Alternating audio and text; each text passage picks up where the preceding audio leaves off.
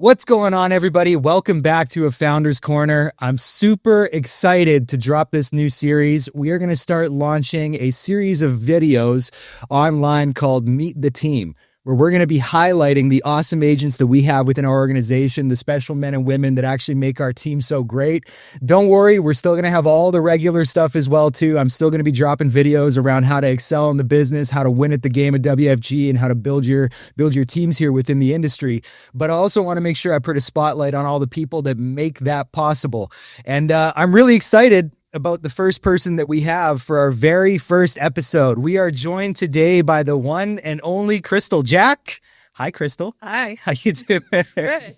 She's already nervous, but no, I'm super excited about this, and I want to give you an intro before we kind of get into it, and then we can kind of go into some questions, have a conversation around your career, your life, things like that. But so I asked you for a little bit of a bio. I'm going to add my little spice to it as I go through it. But your background, so you were born and raised in Calgary. You did the opposite of what most people do, which is you moved to Regina. Usually it's the other way around. Yep. At 11 years old. You graduated from Tom Collegiate. Then you moved back to Calgary because you realized the mistake you made. Yeah. Moved back to Calgary and went to Mount Royal for a degree in event management. You planned and ran the very first ever international beer festival, which sounds like something I would have liked to have gone to. And then you inevitably transitioned into sales and then ultimately financial services. And now you're crushing it in the industry. I mean, you were with a company originally before we found you. We won't name them, but we'll call it the practice company. And you were crushing it there, qualifying for all the trips, high income earner. And now you're with our team and you're on pace to be the fastest 6-figure earner within our entire organization in history, which is really, really cool. So I forget anything? I don't think so. I think I got it all. So I want to get into your just your background and kind of ultimately have this be, I guess, a learning experience for people as they listen and kind of how they can learn from you and also grow at the speed you've grown. So I guess my first question for you, Crystal, is you have a big background. It sounds like you kind of did I know what you've done throughout the course of your career. You've done a lot of different things. Yes. But what ultimately drew you to sales? Like what made you want to get into sales?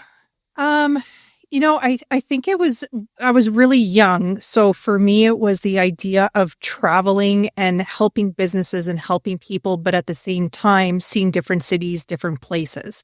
So being an 18-year-old, I'm like, what better life can I have than to kind of dip my toe into that? So I started with Imperial Tobacco. Don't judge. But it did allow me to go to Toronto and Montreal and Quebec and Edmonton and kind of everywhere surrounding. And that's when I kind of got the bug of sales is the greatest industry to be in. Did you meet the Marlboro Man? I did. Oh, did you actually? Yeah. And right. When I was with them, that's when they first came out with the Colt mini car, like the mini. Okay. So we flew to Toronto and we had like all these minis around the room in the convention center, and then we got. I just picture you like zipping around in a Mini Cooper. Yeah, it was super fun. It's kind of what I'm picturing. Yeah. Okay, so got into sales, did it for travel, and then so we were with the tobacco company, and then where'd you go from there? I went to a window and door company, Pella Windows and Doors, which was again super interesting because I had to carry actual windows to do presentations at people's houses. So it was a workout, to say the least. And it was really like 9 a.m. to 9 p.m. weekends, weekdays, because you got to do it when they're home. But it was really rewarding being able to, secure their house and be able to save them money. And that's when I kind of started on how can I help people save more money? So that kind of led into the rest of my career. Gotcha. Yeah. Okay. And then, started up in the insurance industry. Yep. With a different company. And then I guess we kind of answered my second question without me even having to go into it. But I have a really funny mental picture of you just hauling around big ass windows, which I think is really, really hilarious to me. Yeah. But, okay. Heels too. In high heels. Yes. Wow. I can barely walk in shoes. So it's a question most days. All right. So went into sales, got into finance. You were with the original company to begin with, did fairly well there. Yeah. Right. Yep. I would say you were probably one of their faster income earners. Yes, for sure. definitely. I was the first person again to qualify for the trip to Dubai, qualify for the first year convention, get to walk the stage. I got all these rewards and accolades, which was really nice. Did it because I really wanted to help families. I've seen both sides of the spectrum between having insurance and not having insurance. So my focus and goal was to help and touch as many families as I could. Oh, I love that. Yeah. So I guess that leads us into our third question. So what made you ultimately come to WFG, and why have you kind of made that your home within the industry? Kind of do flag here.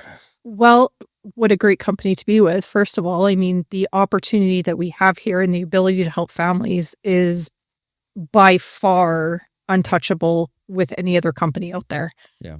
With our product shelf and the companies that we deal with and the options that we can provide, not just on the insurance side, but the savings and retirement side as well, really, really touched me because I've seen so many people not have that.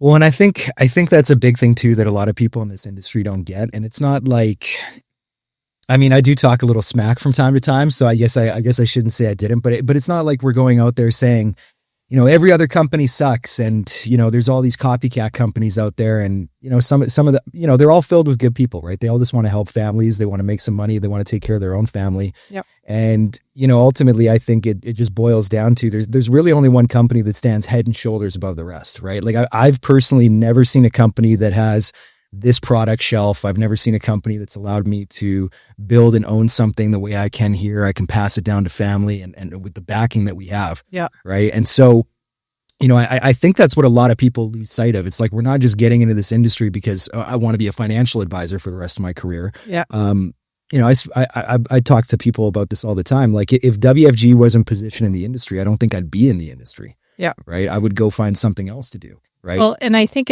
and absolutely agree 100%. I mean, we have the best companies out there, product-wise, investment-wise, customer service, all of it. But the biggest thing with WFG is the people. The people that work here, they become family. The support is unreal. And you never feel alone. You always feel supported and cared about. You're not just a number or an employee. You're a person that everybody wants to help and respect and celebrates your growth and your wins probably more than we do ourselves. Yeah. Which is massive too. Yeah. And you know what, that's such a good point too, because I think, you know, when people think finance, they think numbers, right? Yep.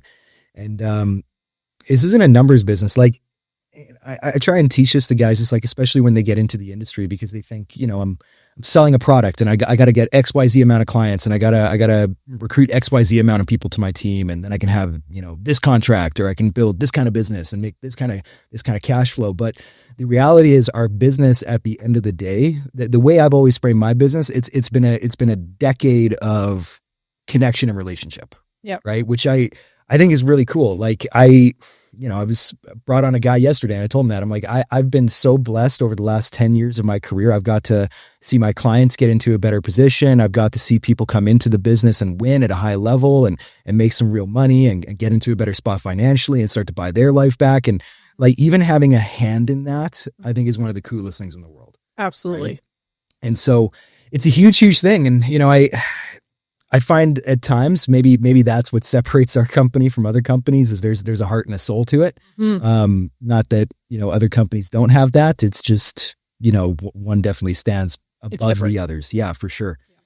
Okay. So let's talk a little bit about your career so far, right? So it's safe to say you're definitely a self-starter, for lack of a better term. You don't move slow, that's for sure. You know, just to kind of go through a little bit of what you've accomplished here in your short time. I mean, you're on pace, really tickling at becoming the fastest six-figure earner within our organization, either by the end of this month or next month. You were the fastest junior broker promotion that I've ever seen personally. You're building a rock solid team across Canada, starting to expand into the States, right? Got, you know, just kind of crushing it in every area, right? Yeah. Which is cool. Yeah. But I also tend to find that I can't relate to that, because I was not that guy. I was like, if you're like the Ferrari, I was like the Toyota. Right? Like I got there, but I got there a little bit slower. right? Might have broke down on along the way a couple times. So we'll kind of talk about, how you're kicking ass and how you're winning and all that stuff in a second. But I think what is good for a lot of people, and I know it was good for me when I first got into the business because I wasn't winning and the only thing I knew about money was that I freaking had none, right? Is I think it's good for people to kind of hear some of the relatability aspect of it, of like the struggles, the hardships, the difficulties. And so what I kind of want to go into are what are some struggles or lessons that you learned early in your career? Like what were some, whether it was with the original company, with our company, kind of getting into the industry, some things that caught you by surprise that you struggled with, maybe some difficult times you went through and kind of what you learned from that and how you got through it. So time management is the biggest hurdle. When people, transition into a career like this, and if they're used to the 9 to 5, it's a real struggle to switch that 9 to 5 to the freedom, because most people will take advantage of the freedom and not really have a lot of discipline. So they're not actually working to the capacity that they could be when they are in a 9 to 5. Yeah. So for me, I was like, I got this, because it was right after COVID when I started with the other insurance company, which was working from home virtually on Zoom. So I'm like, well, I've already been doing this for 2 years. No problem. Yeah. And you're probably like, I know how to sell. I know how to do this. I got it. I can run my own hours. I'm my own boss. And then you wind up like most full-timers where they're just sitting in their chair and they're like, I'm going broke. Yes. Oh, I got to do the laundry. Oh, I got to wash the dishes. Oh, I got to cook dinner. And all these little things came into play. So what I essentially had to do, because I had goals there, we had numbers we had to hit there every month. We had targets. So I would find myself on the 20th of the month going, oh crap, I'm short XYZ. So then I'm putting in 12 hours a day, 7 days a week, trying to cram out what I need to do. Until I realized that having a tight schedule and non-negotiable and having your family on board and supporting that schedule and keeping you accountable is really where the light bulb goes off and switches. Yeah, that's so key. Yeah. I mean, I'm like a broken record. I mean, you've heard me say this, but when I train, I'm like, number one thing, you run a tight calendar, run a tight calendar, run a tight calendar. Yeah.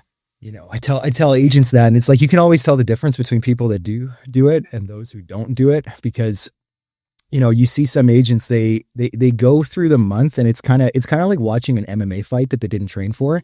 like they're just swinging wildly. And by the time they get to the end of it, they're like exhausted. They like cross the finish line at the end of July and they're like, and you're like, are you okay? And then you need to rest for a couple days, but already into the next month, and it's kind of like a vicious cycle. Yeah, and then you see somebody who's like, they got their calendar wired tight, they got it on lock, they know where they're supposed to be, they know what they're supposed to be, and they're just like casually moving through the week. They're like, hey, how's it going? And they get to the end of the month. Yeah, they still threw up 10 recruits. They still did 50, 75,000 points in the base, and they don't even have a sweat.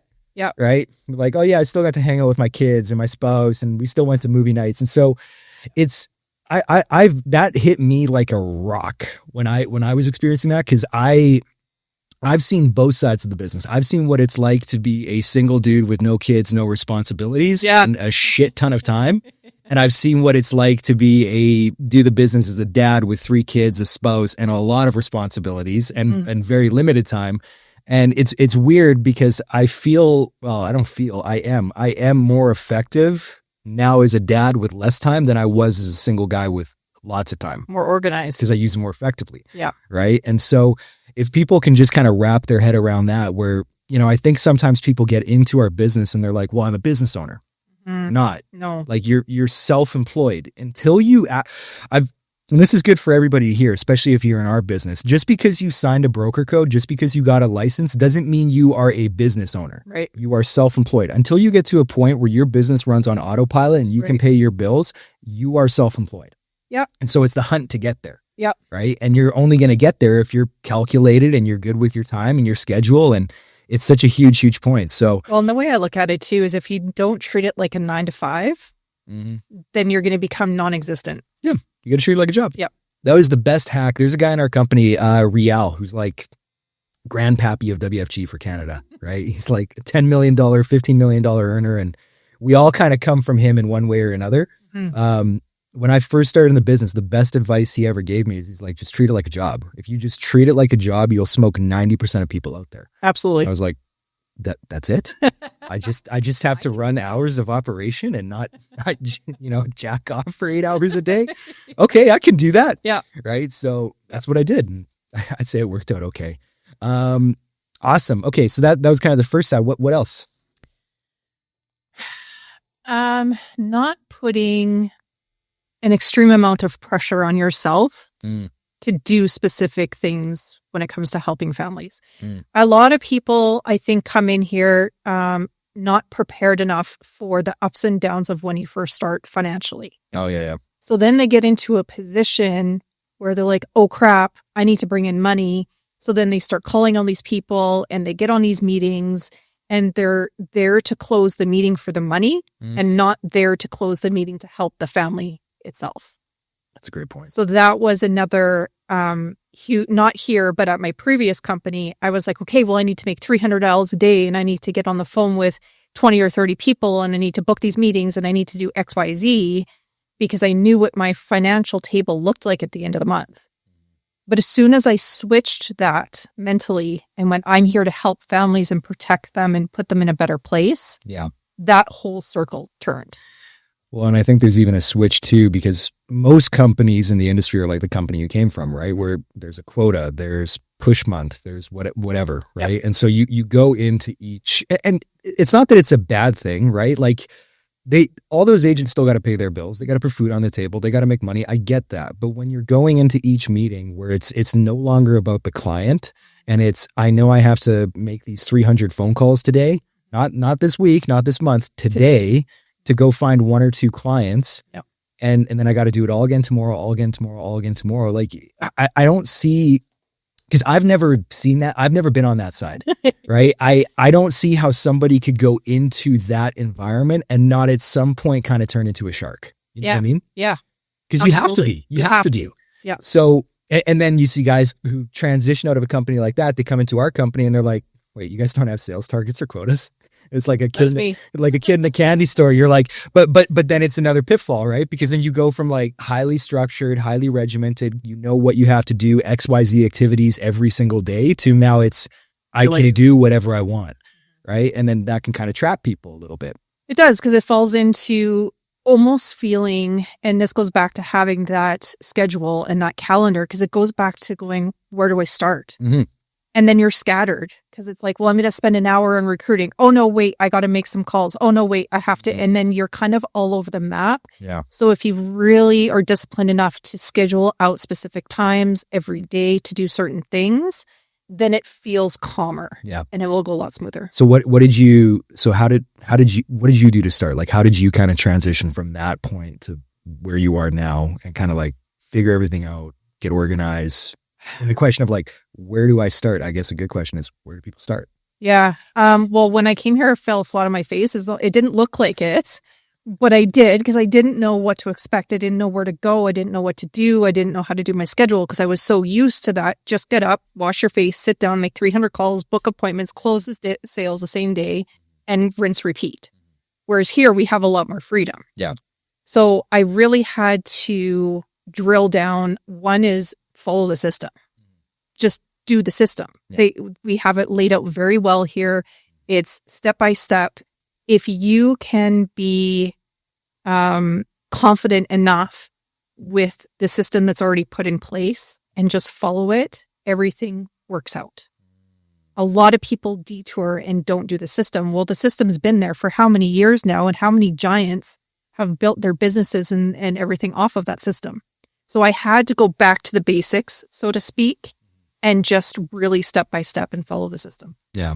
And I think that's a good lesson in there for people too. Like, I see people do this all the time in the company and out of the company and in our team even, that are like, well, I'm going to try and do things my way. Mm-hmm. It's like, you kind of, you love on them, but at the same time, it's like Bart Simpson with Homer and like Homer's just choking him.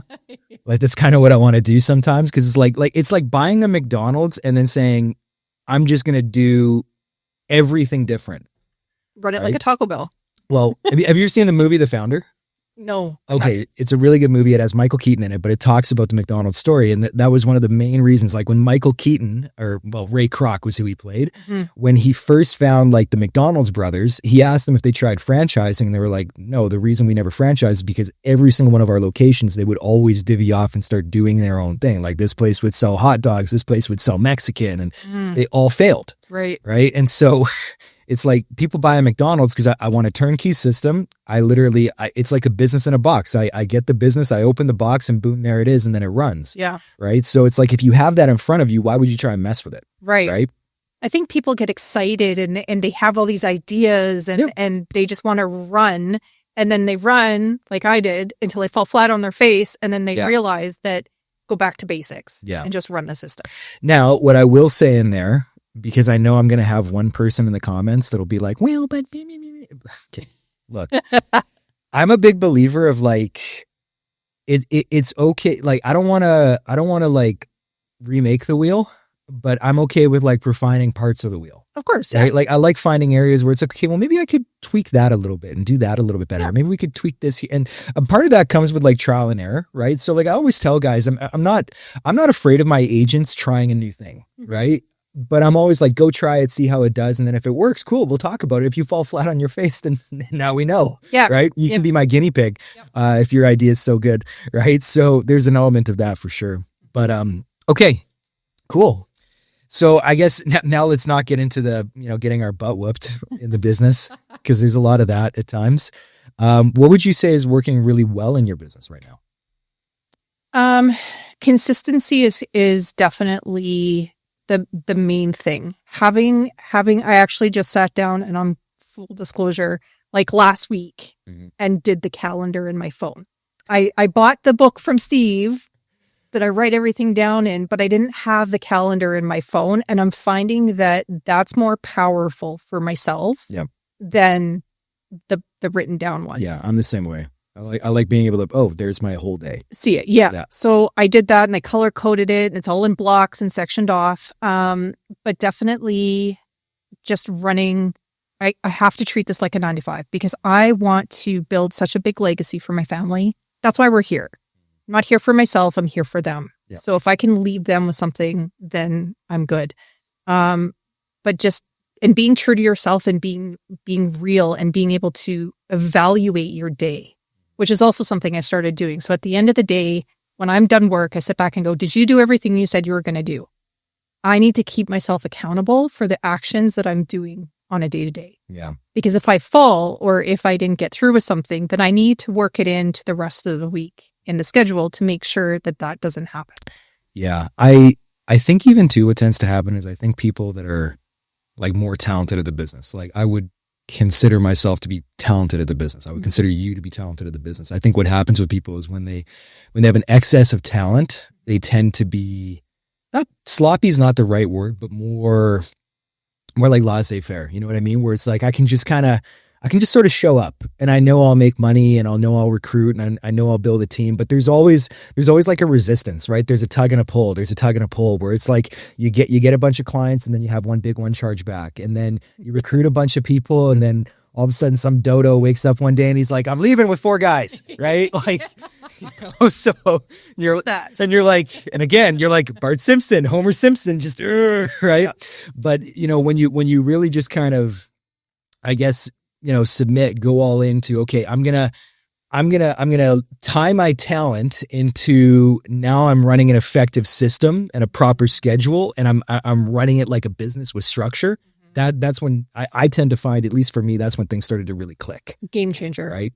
Cause then it also like, it takes the pressure off you because when your business is all talent, it's all on you, right? You're responsible for every win, but you're also responsible for every failure and everything that goes wrong. And you're also responsible for fixing every mess, right? But when you get that structure going and when you start to have operations and you're running a system and things are more, they operate more independently outside of you. Yeah. It's not all on you anymore. Right. Which takes a lot of stress off you. Yes. Right?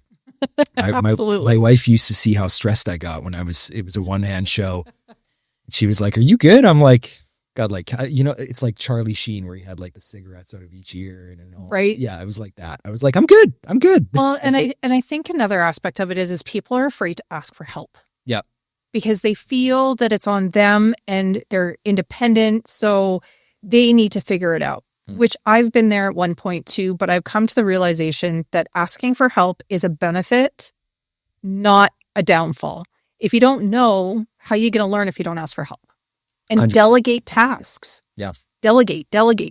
If you can, delegate. Free yourself up for the things that you're really, really good at and put someone in place to do the things that you're not so good at. Well, and delegation is key. Rich Thawley told me that he was always in a hurry to be not needed. That's what he wanted to. He had guys in the company, like you take a look at there were multiple founders. Like Monty Home always wanted to be needed, right? He wanted to be the guy. That's how his personality was wired, and that's okay. But Thawley was different. He was like, I didn't want to be needed anymore, right? I wanted people to be able to work independently of me, run things independently of me, lead independently of me. And so, delegation is so key. And I've struggled with that personally in my business because I'm a control freak. Mm-hmm. I like having control. Right. So for me to take a step back and now be like, okay, it's not about me wearing the crown anymore. It's about everybody else having the crown behind you. Yeah. And it's like you go from, I don't want to be the king. I just want to build the empire. Right. And then let everybody else rule it. Right. And I think that's a big hopping point for a lot of people that they have to understand, where it's like, do you want to own the McDonald's or do you want to own the franchising rights to all the McDonald's? 100%. Right. I want to own the franchising rights Yes. to the McDonald's.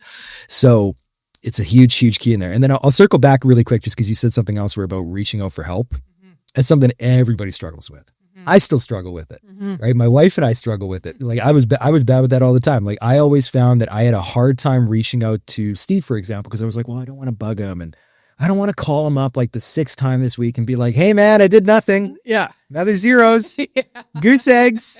Have him be like, okay, bro, that's awesome. Right. I hated that feeling. But I think what it's important for a lot of people to understand is your leader isn't, what's the best, Steve Ward's the best way, where he's like, if he calls me, he's building my business. If I'm calling him, I'm building he's building his business. And if I call him, I'm building my business. Absolutely. Right? Yeah. And so your leadership can't course correct you. Your coach can't course correct you if they don't know what the hell's going on with you. Exactly. Right. And so it's not Steve's responsibility to reach out to me and be like, hey man, how you doing?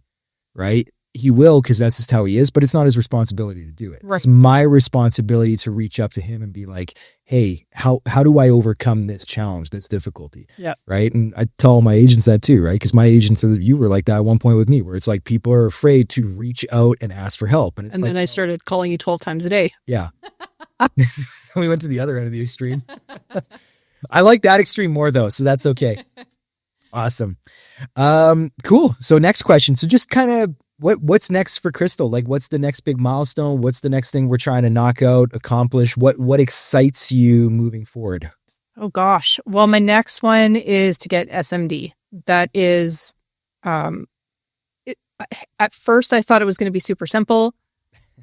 Not so much, as I've come to realize. But I really want to, and the reason I want to become SMD and what excites me about it is the fact that, one, I can help more families, which is great. But I want to build a team of people that will change their lives. I want to change people's lives for the better. And if that's building such a great team where they're excelling and living their dream and their life, nothing would make me happier than to do that.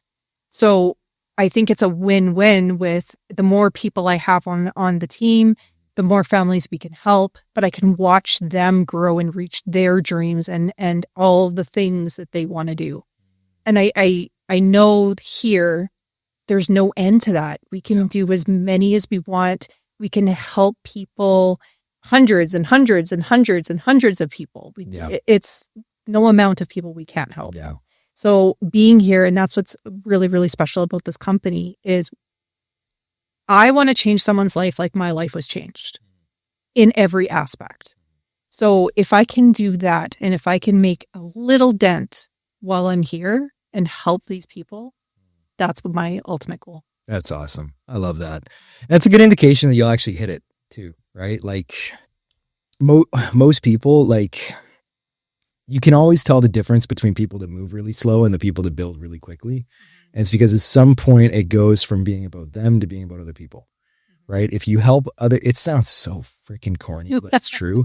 Like, it's just true. I just don't know. I don't know how to quantify it. I don't know how to put it into words. It's just the truth, which is if you help other people go and get to where they want to get to, you ultimately will get to where you want to go. Absolutely. And I think the reason why people think it is corny is because we live in this society has this warped view of success, right? Where if they think if you're trying to be successful, well, oh, you must be greedy, or, oh, you must have screwed a lot of people over to get there. That has not been my experience. Right? My indication of success, my experience of success, what I've seen from all the people I know that have big businesses, whether it's in our company, out of our company, that make a lot of money, whether it's in our company or out of our company. Number one, they simply identified a problem and they found a way to solve it at scale. And number two, almost all of them are helping people in some capacity or another. Right. Right? That's all it is. Yep. And does that mean there's not people out there that like their wife freaking hates them and their kids resent them and yeah, they have money, but they're empty on the inside? No, of course there's people out there like that. But I find they're the exception, not the rule. Right. Right. And so it's like, yes, you can have it all. You can make a lot of money. You can help a lot of people. You can have financial security. You can have a great relationship with your spouse and your kids, and you can travel and have time and control all that. You can have that. Yeah. Right. It doesn't have to be this, this freaking unicorn that you think you're never going to catch. Yeah. Right. Like, it's a possibility. There's a blueprint there. And so, the best way to do it is I can either make it all about me, or I can do exactly what you said, which is I'm just going to try and find a way to help as many people at scale get to where they want to go. And if you can do that, you'll get there. Yeah. And I'll be honest, it's the best feeling in the world. Like, it is. Like when you actually, I guess for those who maybe aren't in our company, who don't know what the hell an SMD is, it means when you own your own agency, you own your own business contractually within the company. And when you finally get to say your name is on the door, and it's not Trey's business, it's not Steve's business, it's not Skippy LaRue's business, right? Or any of those people, but it's Crystal Jack. It's the best feeling, right? Because you did it. It's yours. Yeah. Right? I literally just got shivers. Like, how exciting is that? Yes. To be in a position that you worked so hard to get to, but you did it the right way. Yeah. And you did it with all the obstacles that were in the middle of you getting there. And you really showed yourself that you can do it no matter what happens if you stay true to yourself, if you do it for the right reasons, regardless of how long it takes. Everybody's timeline is different.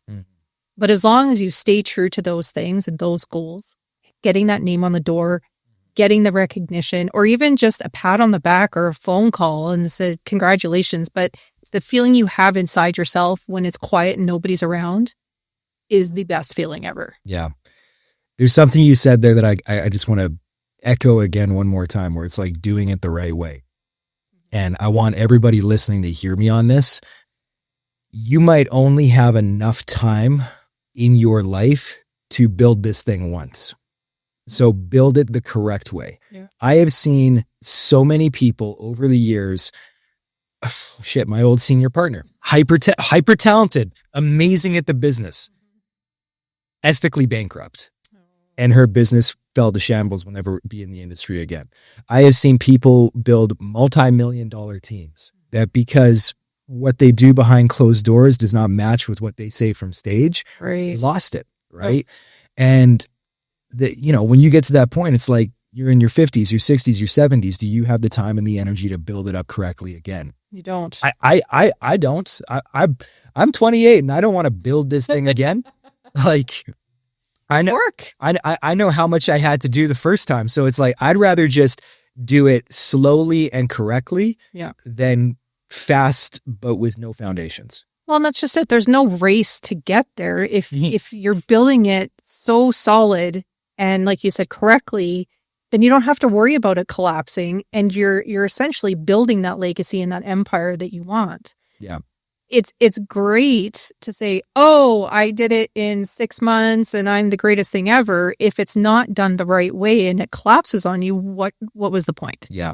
There's no rhyme or reason to it. It's kind of like we all get the gold medal when we cross the finish line, every single one of us, but you just have to cross the finish line. Got to cross it. That's the trick. And I guess that kind of leads into my final question for you, which is, I believe personally, it's the best business platform in the world. It's the best opportunity. What we can do for families is second to none. Anybody can come in here and win at a high level. Some will, most won't. Right. Most won't. Right. So I guess my question for you is if you had one thing that you could say, whether it's to Crystal Jack day one getting into the industry, or whether it's just to a new agent who just started, they just got their code, they're excited, they're kind of scared shitless. They're like, what the hell did I get myself signed up for? I don't even know what I'm doing. I just know I'm excited. Yeah. If you could give one piece of advice to someone like that, what would it be? Be a sponge. Be a sponge? Be a sponge. Like SpongeBob? Like SpongeBob. Yeah.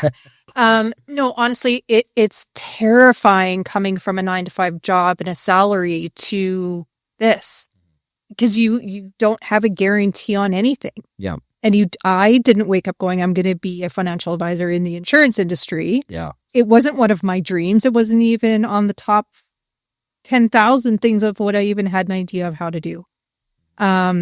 So when I came in, I just gave all to the system. I believed wholeheartedly that I was in good hands. I had amazing guidance and support. If I did what I was told to do, and I was a sponge and absorbed all the information and was coachable and open, then it can't fail. Yeah. And I've seen it. And I mean, a couple times I've had to go back and be like, Crystal, you're being a snob. Like, you're not taking in this information. Knock it off. Thank you for looking out for me, but I need to go back and be coachable. Yeah. And that's the biggest thing, is if you're not coachable because you think you know everything from your previous careers, you're not going to make it here. Yeah. You have to be willing to erase everything that you've done in your 9-to-5 or your corporate positions or wherever you were, and just plant your flag, go all in, and follow the system. That's good advice. That'd be what I got. Be a sponge.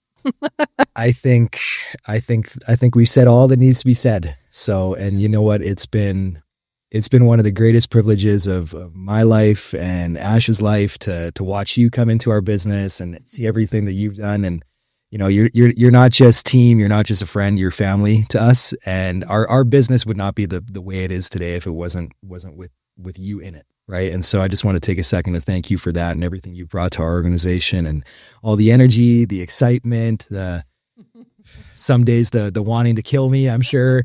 Right. All of it. But it's been such a privilege to just have a hand to whatever degree in your journey. And I'm excited to just see how that grows for the next 5 years, 10 years, 30 years, and what that's going to look like for you, your family, the families you'll help, and even the people that you'll impact indirectly that might never meet you. Right. Which is really, really cool. So awesome. I appreciate it. So this has been Crystal Jack. This is episode 1, you guys. Hope you enjoyed it. I want to thank you again, Crystal, for hopping on. Bravo. This has been Meet the Team. I am your host, Trey Lansdell. This has been a Founders Corner. Hope you guys enjoyed, and we will see you guys in the next episode. Take care.